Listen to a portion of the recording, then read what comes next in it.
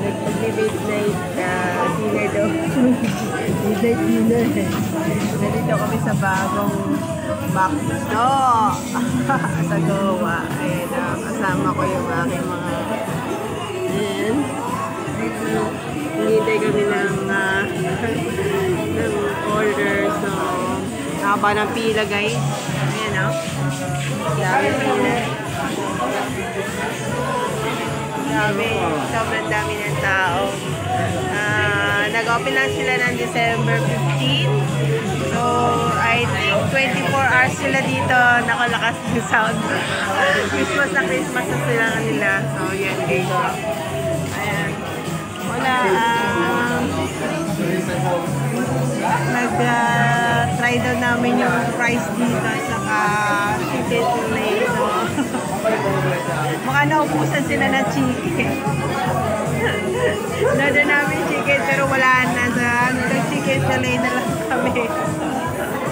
Ayan na guys. Ang ganda naman dito. Yan o. Yan o. Luwag. So, hanggang 7th floor dito. So, yan guys. So, ang gandang tambayan. Marami mga estudyante saka yung mga nanggagaling sa Sambang Gabi nandito. Yan o. Saya-saya naman. Kasi Christmas ano yung kanilang background eh. So talagang naabot sa Christmas eh, no? Yan guys. Hindi namin napuntahan nung first day niya eh. Marami daw pa previous dito eh. So, pero it's okay lang. May panibago kaming tambayan. So, ayan guys. Ayun ang kasama ko while waiting. Wala pa yung orders namin. So, ayan. Sige mamaya. Huwag dumating na yung orders namin.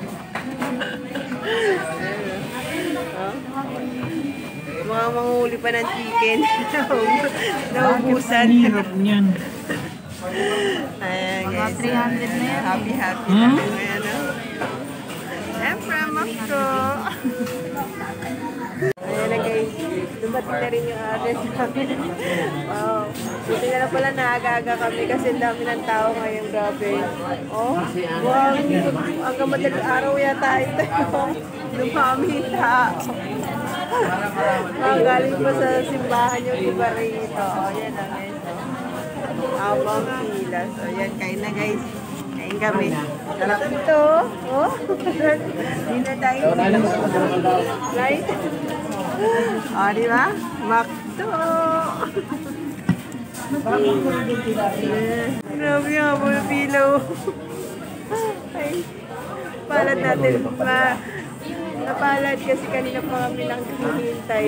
Ngayon na dumating yung tayo namin. Kaya buti na napaaga-aga kami. So hindi na po. Mukhang maubusan pa yata. Ayan guys. Kaya na tayo. Makto! Bagong Makto dito sa Goa. Nag-open na po. Kaya punta na kayo. Kaun na. Ayan o. Galing lang kami dito guys. So ayan o. Grabe. Daming tao pa rin, no? Pauwi na kami.